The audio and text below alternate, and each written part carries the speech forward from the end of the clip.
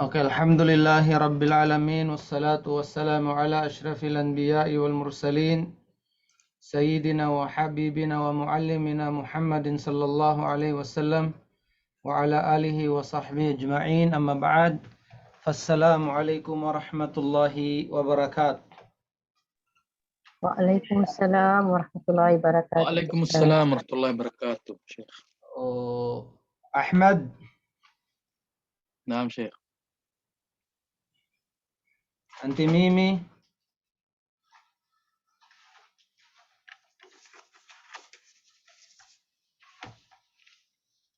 Hanna, Present po. Insyirah, Assalamualaikum Ustaz. Present po. Mustafa, Assalamualaikum Ustaz. Said salam. Nur Anas, CR Guru. Oms, Hadir. Assalamualaikum. Waalaikumsalam. Pasirhan,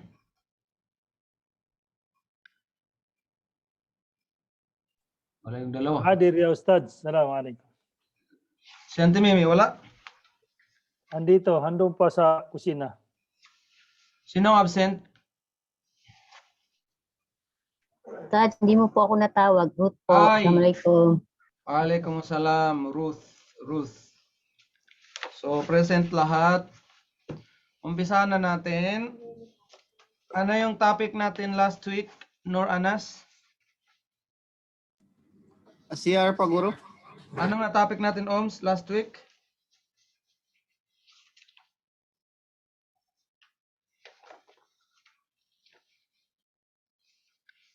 Yalla.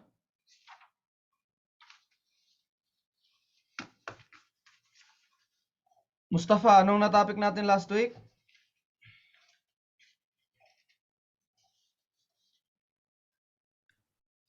Al-Muslimu akhul Muslim Ustaz. Sandali Ustaz. Hanapin yung sulat ko. Yung point lang, yung point. Wala kang maalala na last week? Al-Muslimu akhul Muslim Ustaz. Okay, ang Muslim, kapatid niya ang Muslim. Muslim.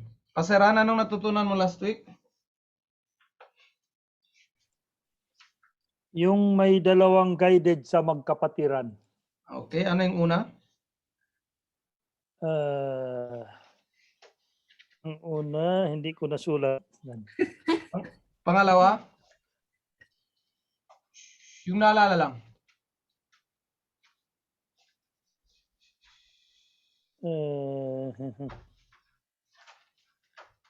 Okay, Hana pasyente ba to o si Hana pi? Ano yung nakuha mo, Hana? Wala si Hana, tulog. Nor Anas, anong nakuha mo last week? Assalamualaikum Ustaz. Waalaikumsalam. Ituloy ko po yung kay Kak Shirhan, inshallah. Yung Ah. dalawang guide na adab ay ang una, isipin ang sinasabi tungkol sa kapatid mo. At huwag makinig kung may kasamaan na may naririnig ang kasamaan tungkol sa kanya at pigilan ito upang proteksyonan siya.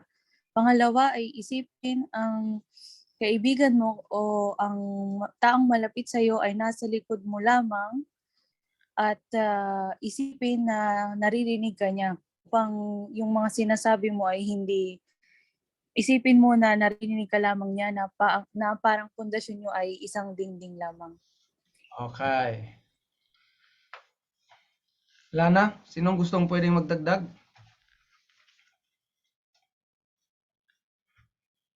Okay, kung wala na, continue tayo. May dagdag ka pa, Nor?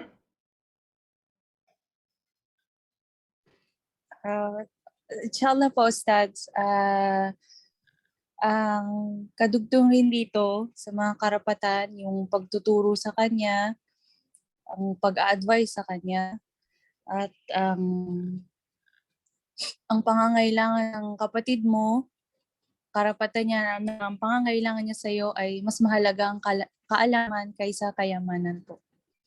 Masya Allah. So, ang kapatid mo sa Islam, mas mahalaga siya sa iyo kaysa sa kayamanan. Okay, bagong topic na tayo sa al-haqqul khamis. Panglimang karapatan. Kinig ka ng mabuti. After natin magklase, quiz. Quiz tayo. Ad-du'a'u lil-akh. Ad-du'a, ipagdasal ang kapatid natin fi hayatihi, buhay habang buhay siya, wa ba'da mautihi, and then after, kahit patay na siya, andun pa rin yung dua mo para sa kanya. So buhay man siya, habang buhay siya, dinudua mo lagi, O Allah, payamanin mo si ano, O Allah, i-guide mo siya, O Allah, bigyan mo siya ng ganito, lahat ng ikabuti sa kanya, dinudua mo para sa kanya. And then after that, andun pa rin yung dua mo para sa kanya, kaawaan mo siya, O Allah, iligtas mo siya sa mga, wag mo siyang parusahan, ano pa, patawarin mo yung mga nagawa niyang kasalanan, ganun. Bikulli ma tad'u bihi li nafsik. Kung ano man ang gusto mo para sa sarili mo, huwag mong kalimutan ang kapatid mo.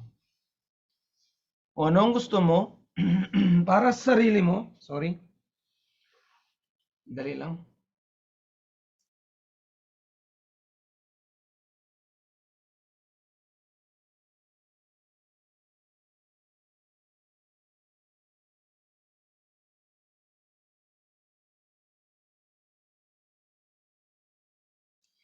Okay, kung ano ang gusto mo sa sarili mo, yun din ang gusto mo sa kapatid mo at idua mo na mangyari o mapunta yun sa kanya.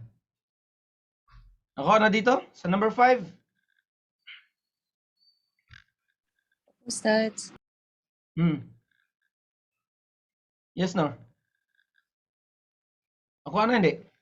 Continue? Opo, Ustad. Opo.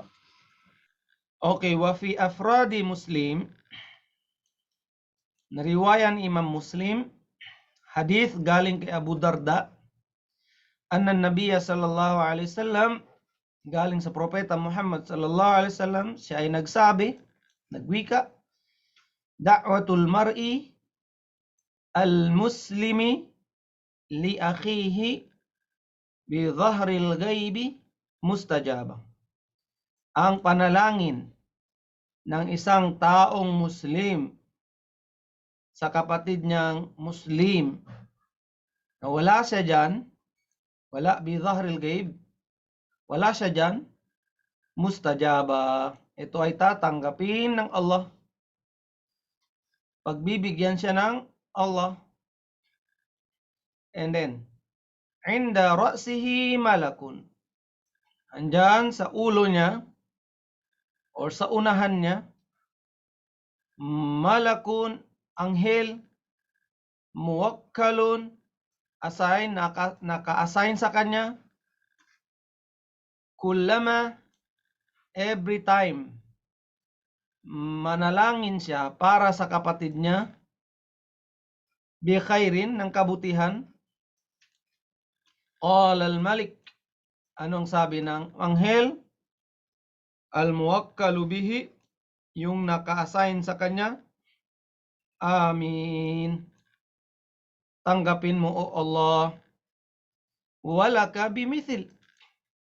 At meron ding, ano tawag dito? Walaka bimithil. At ganun din sa'yo. At bigyan mo rin siya, O Allah, tulad ng hiningi niya para sa kapatid niya.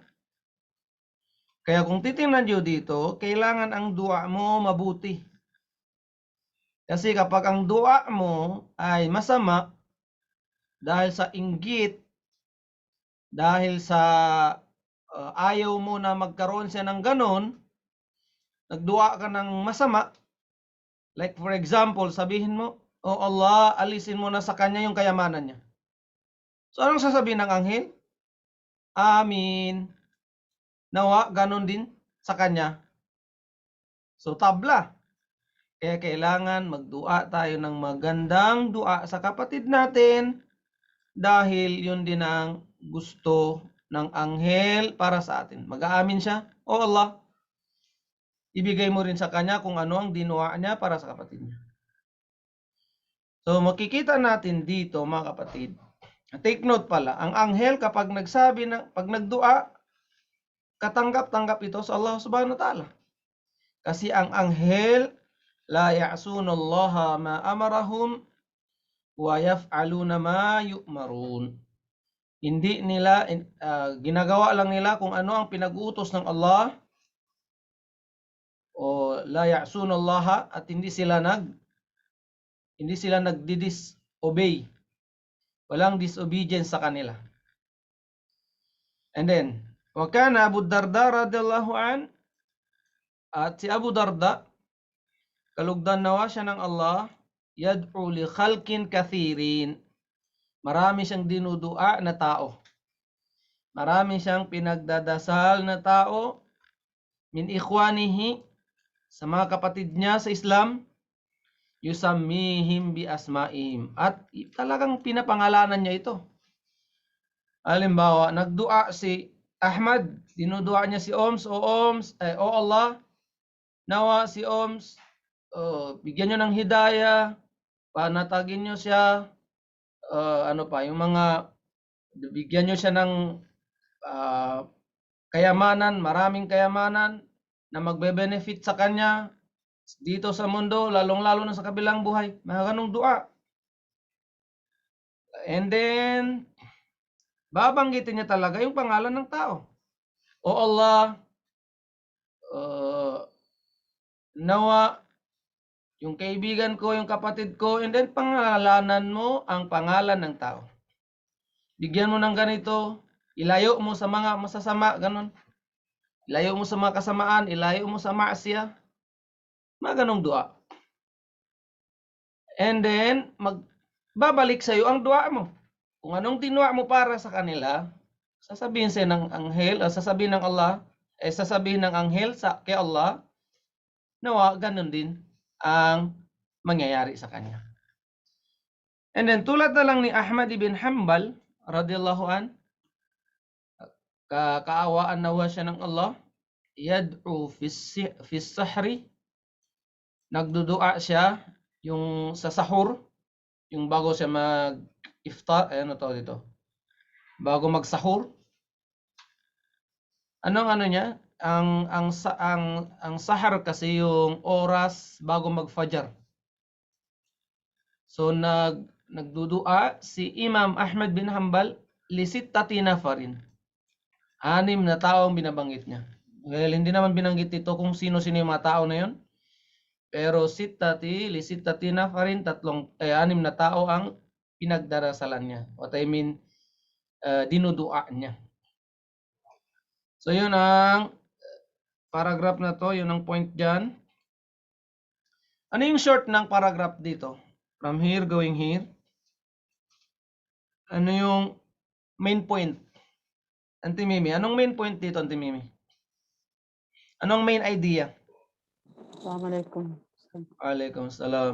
Main idea is ipagdoa mo yung mga kapatid mo sa mga Islam, sa mag-anak mo, kaibigan, pamilya, ng mga magagandang doa para sa kanila, at nang sa gayon ay ang anghel ay mag-amin at ipapagdoa din niya ang kung anong dinuwa mo sa mga kapatid mo ay para din sa iyo ibigay ng Allah. Yes, exactly. Yun ang Vice versa yan. yes, yun ang main Mashallah. topic. Mashallah. And then, wa amma du'a ba'da al-maut, ang dua after ng kahit patay ng kaibigan natin, kapatid natin, still nandun pa rin yung pagdudua natin para sa kanila. Ganun pa rin. Walang pagbabago. Ito yung totoong kaibigan.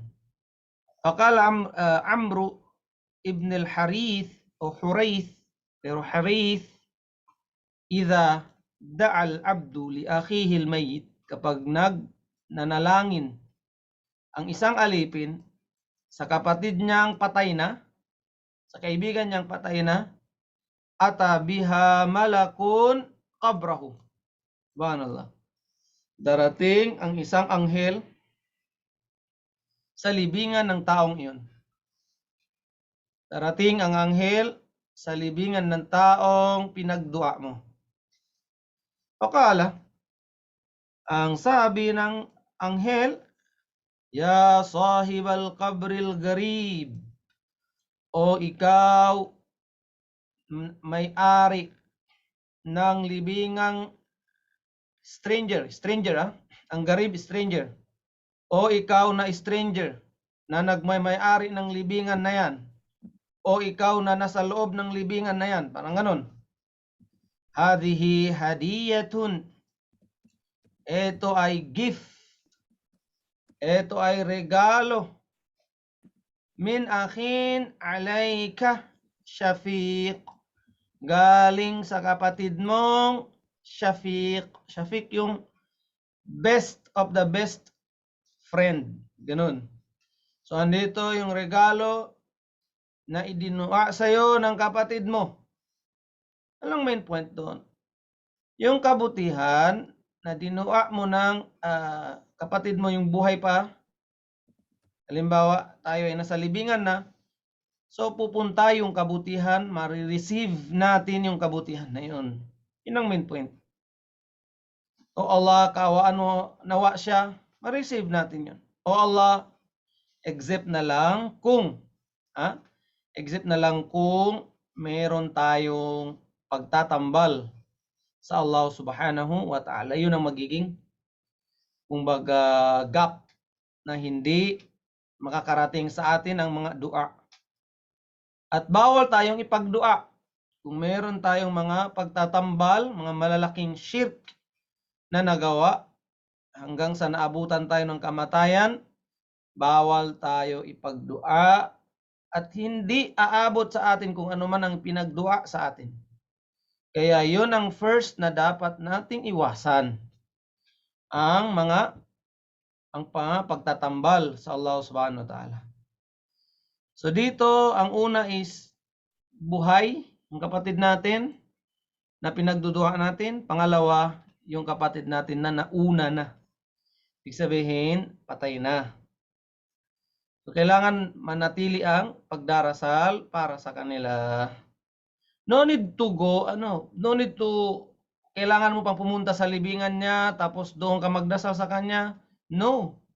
Kahit nasa bahay ka, kahit nasaan ka, kung ipagdua mo siya, aabot yun sa kanya. Kahit hindi ka na pumunta sa mismong libingan niya. Okay? So yun ang kailangan nating alamin. Kasi may mga tao, nagdudua lang pag nandoon sa libingan ng tao. No. Kahit wala ka doon, aabot ang ipinagdarasal mo para sa kanya. Nakuha dito? Continue tayo? Opo, sir. Opo, Ustads, clear po. Okay, next. Al-haqqus sadis. Al-wafa'u wal-ikhlasu. Al-wafa'u wal-ikhlas. Ma ma'na al-wafa'? Al-wafa' al-thabatu ala hubbi. Yung pag-maintain ng pagmamahal, yun ang al-wafa'.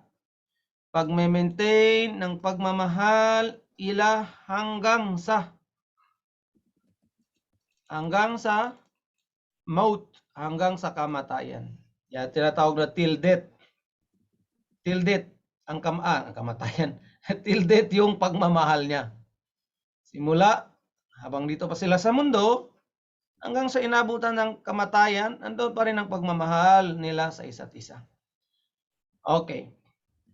Wa ba'da mautil akhi ma'a auladihi wa asdiqaihi. Subhanallah. So kung kaibigan mo siya, ganon din ang trato mo sa mga anak niya, sa mga kaibigan niya. Ba'da mautil akh ma'a auladihi wa asdiqaihi. Ganon din, maintain. Kung sabi mo, kaibigan to ng kaibigan ko o anak to ng kaibigan ko.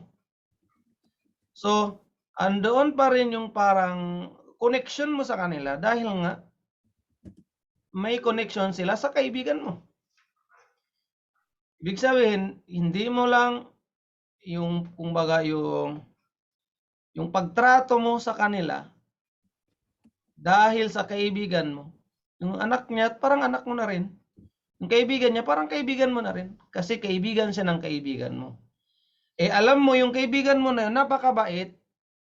Sure ka na ang kakaibiganin din niya ay mabait.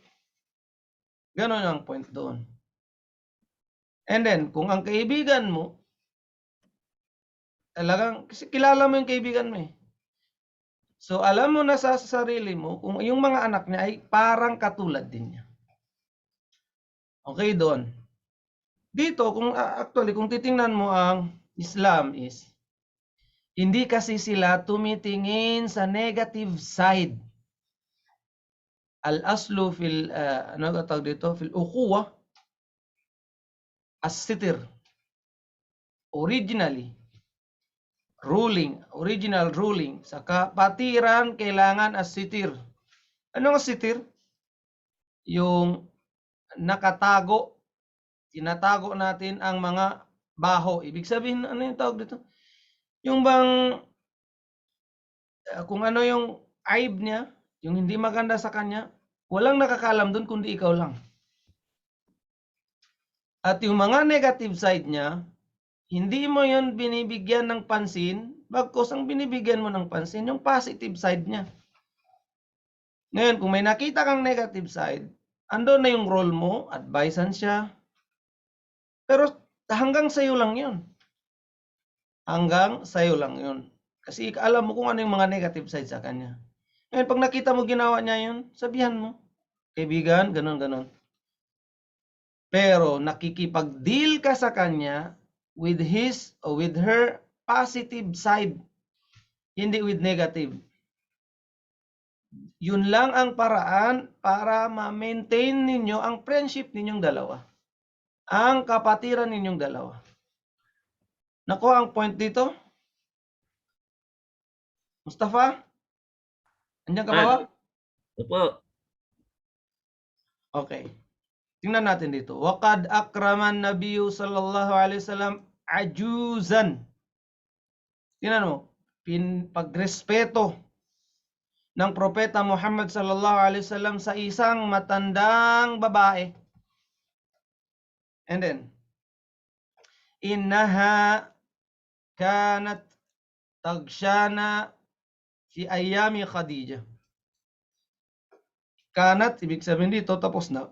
Patay na yung Khadijah radhiyallahu an, pero nandoon pa rin ang pagtrato niya kasi itong matandang babae na ito, kaibigan ni Khadijah radhiyallahu an, kaya ang ginagawa ng propeta Muhammad sallallahu alaihi wasallam kung paano siya trinato ni Khadijah, ganon din ang propeta Muhammad sallallahu alaihi wasallam. Kung paano nirespeto ni Khadijah ang matandang ito, ganon din ang propeta Muhammad sallallahu alaihi wasallam. Wa inna husnal ahdi minal iman. At katotohanan, ang pinaka mainam na tawag dito yung ang pagtrato mo ng maayos sa isang tao kahit wala na diyan ang mahal mo o yung halimbawa tulad ng asawa niya, kasi kahit wala na si Khadijah radhiyallahu an, nandoon pa rin ang pagtrato niya na maayos sa kaibigan ni Khadijah radhiyallahu an. So ang ganon ay minal iman. Ang ganong gawain, isa yon sa klase ng iman. Isa yon sa klase ng paniniwala. Isa yon sa mabuting gawain. Nakuha dito, kahit wala na yung taong, halimbawa yung asawa, wala na yung asawa niya. Kaibigan ng asawa niya, pero ganon pa rin ang pakikitungo niya. Na para bang andyan pa rin yung asawa niya. Nakuha yun? Nakuha dito yung point dito? Hindi. Yes. Clear po, inshallah. Ustaz. Okay, ganun yung Inshallah. yung connection na sinasabi. Nandoon pa rin yung pakikitungo kahit yung taong may connection doon is wala na. Ganun yun siya. And then, wa minal wafa'i an la yataghayyar ala akhihi fi tawadu'. Isa sa mga alwafa na sinasabi, pag-maintain ng pagmamahal, yung hindi ka magbabago sa kapatid mo. Fit tawadu'. Tawadu' means humbleness. Humble ka pa rin. Andun pa rin yung humble. Wa inirtafa'a sya'nuhu, kahit mataas na yung mga, limbaw naging president na siya, humble pa rin siya sa kapatid niya. Humble pa rin siya sa kaibigan niya. Wattasa'at wilayatuhu, kahit gaano pa kalawak ang nasasakupan niya. Humble pa rin siya sa mga kaibigan niya, humble pa rin siya sa kapatid niya. Wa'azuma jahuhu, kahit gaano pa kalaki ang position niya. Ganon pa rin. Humble.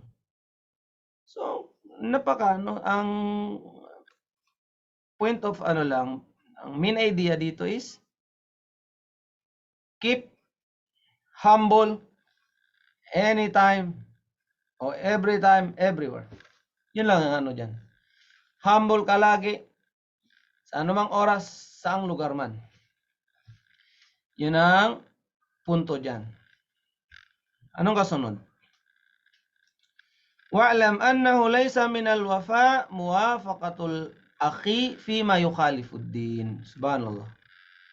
Hindi daw kasama sa klase ng pag-maintain ng pagmamahal. Hindi kasama to ang mag-agree ka sa mga bagay na salungat sa Islam. Hindi yon. Hindi tawag doon pag-maintain ng pagmamahal. O ipagpalagay mo na hindi tawag doon pagmamahal. Sabihin mo, bakit hindi mo yung sinaway? Kasi kapatid ko siya sa Islam. Kasi kaibigan ko . Kaya nag-agree ako. No.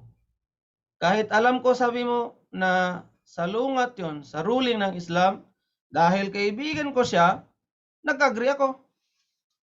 Kaya ganun. Halimbawa, may pinapirmahan sa iyo. Okay, itong 1 billion, atin na to. Tayo-tayo lang dalawa. Tapos, ikaw na kaibigan, sabi mo, okay lang. Kapira na tayo . Saka, best friend tayo . Best friend. No, sa Islam, walang best friend. Saan? Sa mga bagay na salungat sa Islam. Sabihin mo, kahit magkaibigan tayo, kapatid kita sa Islam, best of the best friend tayo, pero ang gawaing yan, salungat o maksiat yan, hindi ako mag-agree dyan. Disagree ako dyan. Yun daw ang dito. Yun ang point dito. Mag-disagree ka sa mga bagay salungat o mukhalif sa Islam. Tingnan nyo, ang Imam Shafi'i rahimahullah, Akha Muhammad ibn Abdullah. Anong akha? Meron silang parang brotherhood. Malakas ang kanilang kapatirang dalawa. Best friend silang dalawa. Ang best friend niya si Muhammad ibn Abdul Hakam. Wa kana yuqarribuhu wa yaqbalu alayhi. Close silang dalawa. And then tanggap nilang isa't isa, yakbal alayhi. Kumbaga, ang point ng dalawa na to ay close talaga. Laging magkasama, ganon siya. Laging pumupuntang isa sa isa o yung isa papunta sa isa. Pumupunta si Imam Shafi'i sa kanya, minsan siya naman ang pumupunta kay Imam Shafi'i. Tawag doon is closeness. Falamma tudira, ang problema, nung malapit nang mamatay si Imam Shafi'i rahimahullah, kila lahu, may nagsabi, may nagtanong sa kanya, ila man najlisu ba'daka ya Aba Abdullah. Ngayon, kanino na kami kukuha ng kaalaman after mo? Ya tatay ni Abdullah, ya ikaw Imam Ash-Shafi'i, kanino na kami kukuha ng kaalaman? And then, fastashrafa lahu Muhammad ibn Abdul Hakam wa huwa inda ra'sihi. Ngayon, si Muhammad ibn Abdul Hakam, nandoon sa unahan niya. inda ra'sihi, sa may bandang ulo niya. Di ba? Pag nakahiga, sa may bandang ulo. Liyumi'a ilayhi. Ngayon, parang may signal o sumenyas yung kaibigan niya, yung best friend niya, na para bang sinasabi niya, ako ang ipalit mo sa'yo. Ako ano yung senyas niya? Hindi natin alam kung ano yung klaseng senyas na yun, pero parang nagbigay ng sign ang best friend niya na siya ang pipiliin. Ano ang sabi dito? Faqala ila Abi Yaqub al-Buwaiti. Kukuha ka ng kaalaman, ang papalit sa position ko bilang teacher. Sino daw? Si Abi Yaqub al-Buwaiti. Hindi niya tinuro yung best friend niya. Pangkasara laha Muhammadun. Na broken hearted. Na ano to, nasaktan ng kaibigan niya si Muhammad ibn Abdul Hakam. Subhanallah, best friend silang dalawa. Ma'anna Muhammadan qad hamila anhu madhhabahu. Ang madhhab ni Imam Muhammad, yung kaibigan niya, madhhab Shafi'i. Ibig sabihin, nasa methodology ni Imam Shafi'i. Best friend nga silang dalawa eh. Lakin al-Buwaiti kana aqraba ila zuhdi wal wara. Pinili niya si Imam Buwaiti kasi mas ano siya, mas kung matakot kay Allah, may takot siya kay Allah. Kung ang pinag-uusapan naman zuhud, ang zuhud kasi yung hindi mahilig sa makamundong bagay. Mas ganun si Imam al-Buwaiti. In short, mas better si Imam Buwaiti kaysa kay Imam Muhammad ibn Abdul Hakam. So kaya pinili na si Imam Buwaiti. Nakuha niyan, although best friend sila talaga ni Imam Muhammad. Subhanallah. And then, fanasaha Ash-Shafi'i, nagbigay ng advice ang Imam Ash-Shafi'i sa mga Muslim, sa mga student na naiwan niya, na ang papalit sa kanya si Imam Buwaiti, wa tarkil mudahana, at hindi siya ang mudahana is pambobola. At walang pambobola na nangyayari. At walang, kumbaga, dahil kaibigan mo, yun ang ipalit mo. No. Hindi niya ginawa yun. Hindi siya nambola. Kasi pag pinili niya si Muhammad ibn Abdul Hakam, kahit alam niyang better si Imam Buwaiti, ibig sabihin hindi maganda yun. Tawag doon al-mudahana. Mudahana means parang mayroong pambobola, mayroong tawag dito. Hindi maganda yung ganun. Yun ang ano niya. And then, fangkalaba ibnu Abdul Hakam an madhabi. Anong nangyari? Ang best friend niya, di ba, Shafi'i ang madhab. Kasi magkaibigan nga sila ni Imam Shafi'i. Ngayon, nag-iba siya ng madhab. Nag-iba siya ng methodology. Wasara min ashabi Malik. Ngayon, naging Maliki siya. Shafi'i siya, una, kaibigan sila ni Imam Shafi'i. Dahil sa nasaktan siya, nagiging Maliki siya. So, yun ang ano dito. Ano ang main idea dito sa paragraph na to? Inshirah, ano ang main idea dito?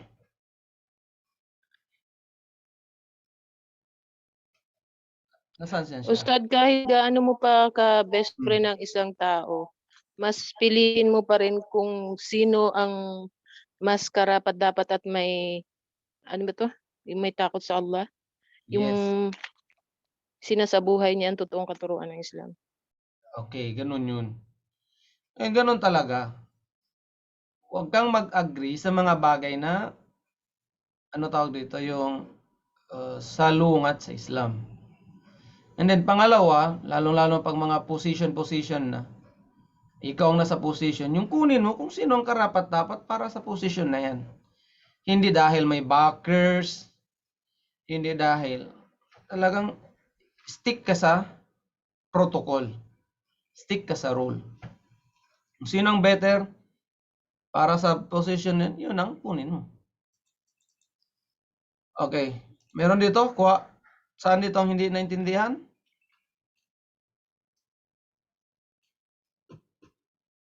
Wala? Okay na to? Continue na? Yan po, Ustads. Okay.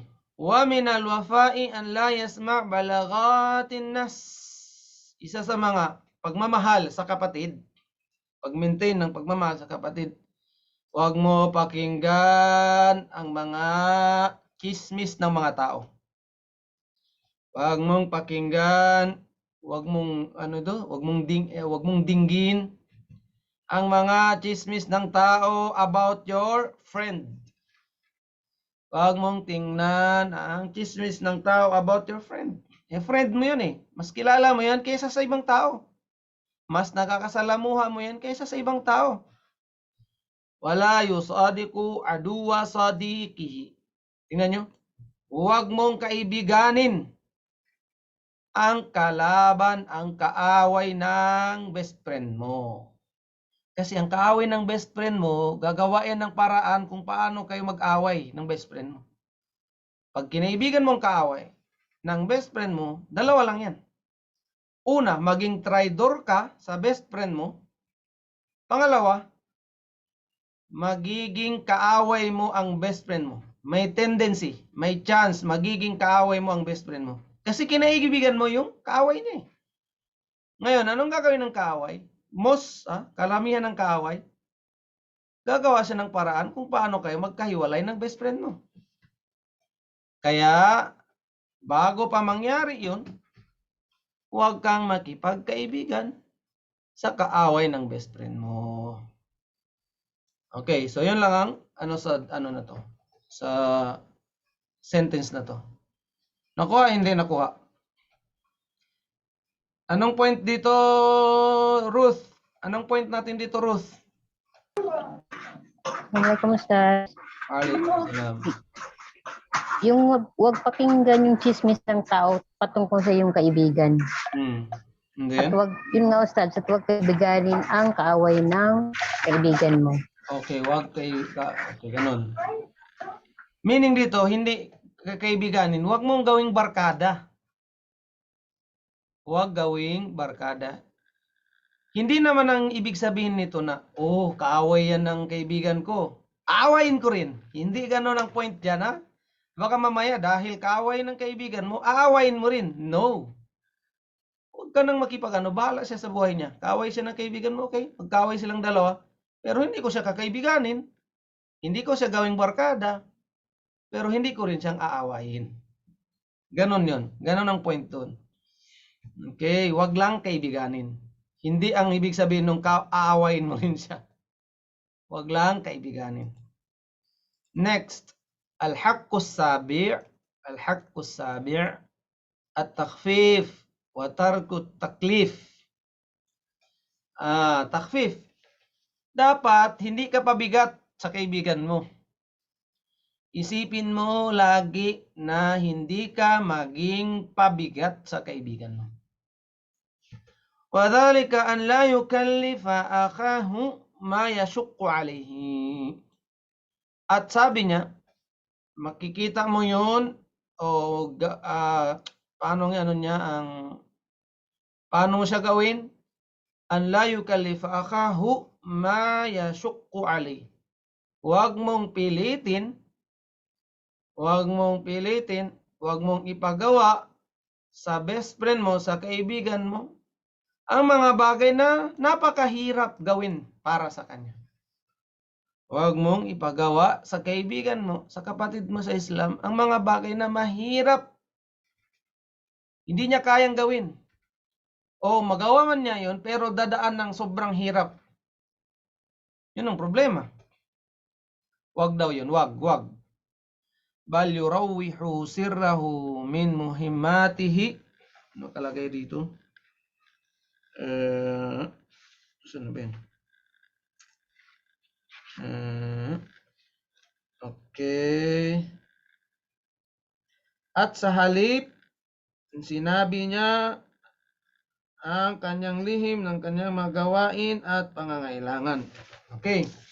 So dito daw, yurawwihu sirrahu min muhimmatihi wa hajatihi. Kung mayroon siyang halimbawa may mga may mga gawain ka. May mga gawain ka, huwag mong ipagawa sa kanya, alam mong mahirapin sa kanya, di ba? Pero daw, kwentuhan mo siya. Alam mo, sabi mo, may mabigat akong na hindi ko kayang gawin. Kausapin mo siya, and then, pag nag-volunteer siya tumulong sa'yo, alhamdulillah. Pero kung ayaw niya, di alhamdulillah. Di ba? Ngayon, kung totoong best friend mo siya, dadamayan ka niya. Tutulungan mo siya. Pero wag mong sabihin na, pwede ba gawin mo to sa akin? No. Pwede ba ikaw nang gagawa nito? Hindi. Ang sasabihin mo lang daw is, best friend, alam mo may problema ako ganito. Ngayon, kung kaya niya yung gawin yun, or free, or bukal sa kalooban niyang tumulong, tutulungan ka niya. Ganon daw. Kumbaga, kuyuntahan mo lang siya about doon. Pero yung utusan mo, pwede ba ikaw na to gumawa? Kasi ako busy. Wala, hindi daw yun pwede ang ganon. Ako ang point dito? Ustad. Wala yastamiddu min jahihi wala malihi. Aha. At wag daw magkaibiganin mo siya dahil sa posisyon niya. Dahil mayor siya, kakaibiganin ko siya. Wag. Wala malihi. Dahil mayaman siya, okay, best friend tayong dalawa. Ibig sabihin, ang intention mo lang sa kanya, kaya mo siya kinaibigan, kayamanan niya. Ang intention mo sa kanya, kinaibigan mo dahil sa position niya. Wala yukallifuhu at tafaqqudu li ahwalihi. At huwag mong pilitin. Huwag mo siyang obligahin na tulad ng tafaqqud li ahwali. Alam mo best friend ganito. Meron akong sa iyo best friend. Pwede ba best friend lagi mo akong kakumustahin? Pwede mo ba best friend lagi mo akong i-chat? Pwede ba best friend lagi tayong mag-video call? Wow! Hindi daw pwede ang ganon. Huwag mong obligahin ang tao parang magkaroon ng obligasyon para sa'yo. Huwag. Bakit? Kasi kusa. Dapat ang ganito ay, kung kaibigan mo siya, intindihin mo rin, may mga ginagawa siya iba. Busy rin siya sa family niya, busy rin siya sa anak niya, busy rin siya sa asawa niya, busy siya sa gawain niya. So kung nagkwentuhan ka, alhamdulillah. Kung hindi, alhamdulillah. Nakuha yung point dito, huwag mong obligahin. Huwag obligahin daw.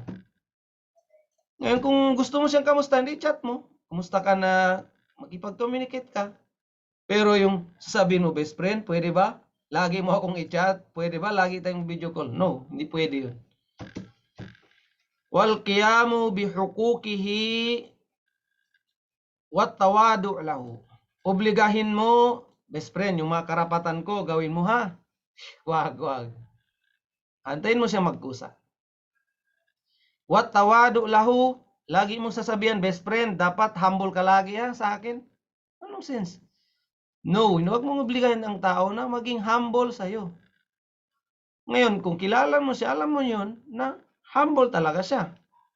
Kung humble ka, ang pipiliin mong kaibigan, humble din. Okay, so ganun yun. Nakuha dito yung huwag obligahin. Kung mo bang sabihan lagi na ganun. Nakuha ang point dito, hindi? Kuha na Nakuha po inshallah. Ustad. Alhamdulillah. Okay, ang sabi dito, bal yakunu qasduhu bimahabbatillahi. Kailangan ang intention mo, makuha mo ang pagmamahal ng Allah subhanahu wa ta'ala. Kaya kayo nagkaroon ng friendship for the sake of Allah subhanahu wa ta'ala. Para makamit mo ang pagmamahal ng Allah. Wat tabarruk bidu'aihi. At para magkaroon ng blessing blessing, barakah sa pamamagitan ng panalangin niya sa'yo. Diba, pag nanalangin siya sa'yo, blessing yun. Pag nanalangin ka naman, para sa kanya, blessing din yun. Al-istisna'u biliqaihi. At para bang hinahanap-hanap mo lagi na gusto mo ma-meet mo siya lagi. Gusto mo siyang nakikita lagi. Gusto mo siyang makasama lagi. Ano to, yung istisnas, parang namimiss mo ang bonding nyo, namimiss mo yung chikahan nyo, pero hindi yung chikahan na maasyat, ha? Ganun ba? Wal isti'anatu ala dinihi, and then natutulungan mo siya sa kanyang reliyon, sa kanyang pagsamba, Islam, ganun, at natutulungan ka rin niya. So pagtulungan about sa reliyon, naging religious siya, naging religious ka, naging mabait siya, naging mabait ka, moving forward, nade-develop yung mga iman nyo, nade-develop ang magawa nyong mabuti. So yan ang true friendship. And then, وَتَقَرُّبْ إِلَى اللَّهِ تَعَالَى, at ikalapit, ika-close ninyo sa Allah subhanahu wa ta'ala bil-qiyami bihukukihi, sa pamamagitan ng paggawa ng mga karapatan. Karapatan ng kaibigan mo, ginagawa mo. So, pag ginawa mo yun, ika-close, ikalapit mo sa Allah subhanahu wa ta'ala. Wa tamamu takhfifi tayyu basatil ihtishami hatta la yastahi minhu fima la yastahi fihi min nafsihi. Ang totoo, sabi niya, na pagpagaan. Ano pagpapagaan? Ang totoong pagpapagaan, huwag kang gumawa ng bagay na ikakahiya niya sa'yo. Huwag kang gumawa ng bagay na ikakahiya niya sa'yo. Huwag kang gumawa ng mga bagay na ikakahiya niya sa'yo. La yastahi fihi min nafsihi. Ano to? Fima la yastahi fihi. Kung baga, kung mag-best friend kayo, alam niya yung yung pagkatao niya. Sa tingin mo, kung gawin mo yan, parang mahiya niya sa sayo. Meron yan, di ba, yung halimbawa, magkaibigan kayo. Magkaibigan kayo, nangutang siya sa'yo ng pera. And then, ngayon, ang kaibigan mo na yun, magbabayad na ng pera. Ngayon, ang nasa isip mo, kasi pag nagbayad yon, and then di mo kinuha yung binayad, yung bayad niya, mahihiya na siya sa iyo umutang ulit. Mahihiya na siya sa iyo kasi hindi mo kinukuha yung bayad na eh. Ngayon, anong gagawin mo? Kunin mo ang bayad na yon kahit hindi mo kailangan, kasi alam mo naman, halimbawa lang, mapera ka, kunin mo ang bayad na yon. Ang purpose mo lang is para hindi siya mahiya sa iyo umutang ulit. Isa yun sa mga point. Ano pa yung mga bagay na ganun? Kumbaga, ginagawa mo ang bagay na para hindi mahiya siya sa'yo. Nagkukwento siya about sa life niya. And then, wag mong pagtawanan. Kasi alam mo, pag pinagtawanan mo yun siya, mahiya na siya magkwento sa'yo ulit. So, ito yung point dito sa last na to. Wag mong gawin ang bagay na ikakahiya niya na sa'yo. Nakuha dito ang last point. Nakuha, medyo So, yun ang dito. Huwag mong gawin ang bagay na ikakahiya niya na sa'yo. And the last point na lang kukunin natin bago tayo mag-end. Qala Ja'far ibn Muhammad, ang sabi ni Imam Ja'far, Athkalu ikhwani alayya man yatakallafu li wa atahaffazu minhu. Alam mo, sabi niya, pinakamabigat na ibig sabihin parang mahirap yung ang kapatid ko, sabi niya, responsible siya sa akin. Responsibility niya ako. Yun ang mahirap. Mahirap daw kapag ibang tao kasama ka sa responsibility niya. Yun daw ang mahirap. Wa atahaffadhu minhu. At sabi niya, yung mini-maintain ko at pinoprotektahan ko yung ganong responsibility. Ano ba yung inano ko dito? At ako naman, sabi niya, ay ano tawag dito? Parang mini-maintain ko yung ganon. At wala akong ginagawa. Ibig sabihin, wala siyang ginagawa. Parang ayaw niya ng ganon, pero wala siyang magagawa. Ayaw niya ng ganon, pero wala siyang magagawa. So napakahirap yun para kay Imam Ja'far ibn Muhammad. Napakabigat yun sa akin. Na ibang tao pa, responsible para sa akin. Napakahirap yun sa akin. Ganon. Wa akhafuhum ala qalbi man akuna ma'ahu kama akunu wahdi. Ang pinakamagaan, sabi niya, sa puso ko, kahit kasama ko sila, pero parang ako lang mag-isa. Kahit kasama ko sila, pero parang ako lang mag-isa. Anong ibig sabihin yun? Napakagaan, sabi niya, kung ano tawag dito? Yung bang hindi ka umaasa sa kanila. Magkaibigan kayo. Pero hindi mo inaasahan ang tulong galing sa kanila. Kung mayroon tulong, alhamdulillah. Kung mayroon silang nag-volunteer sila, tumulong sa iyo, alhamdulillah. Pero sabi niya, yung ako lang gagawin ko yun. Kung anong dapat kong gawin, na walang na walang hinihiling na ibang kapalit. Kasi ano yung verse ng Allah? La nuridu minkum jazaa'a wala syukura. Innama nut'imukum liwajhillah. Katotohanan, nagpakain kami sa inyo para kay Allah. La nuridu minkum jazaa'a wala syukura. Ayaw namin. Wala kaming purpose na thank you. Wala kaming purpose na jazakumullahu khairan. Wala. Basta nagpakain kami, intention namin magkaroon ng reward, yun na yun. Yun ang dito. Yun ang point dito. Gagawin ko lang dapat kong gawin na wala nang ano-ano. Na walang hinihiling na ibang kapalit. Na walang hinihiling na ibibigay ng kaibigan mo kapalit para sa iyo. So yun ang last na point natin. Wala na tayong time. Baka next week na tayo mag-quiz, inshallah subhanahu wa ta'ala, bago magklase. Quiz natin next week, bago magklase. About sa topic natin ngayon. So ako pa rin ang teacher nyo next week, inshallah. Ganitong time pa rin. Inshallah subhanahu wa ta'ala. Jazakumullahu khairan. Assalamualaikum warahmatullahi wabarakatuh.